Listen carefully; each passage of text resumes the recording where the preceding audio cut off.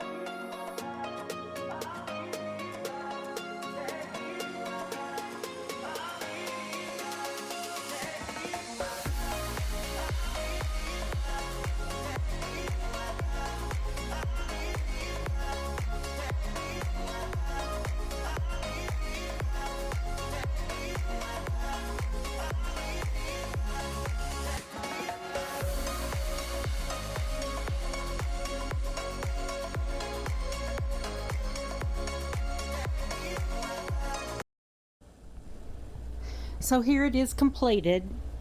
Not too bad for the first try. There's definitely lessons that I learned along the way, and I hope that I have inspired you to get outside the box and try something different. Thanks for watching and have a blessed day. Remember, fully rely on God.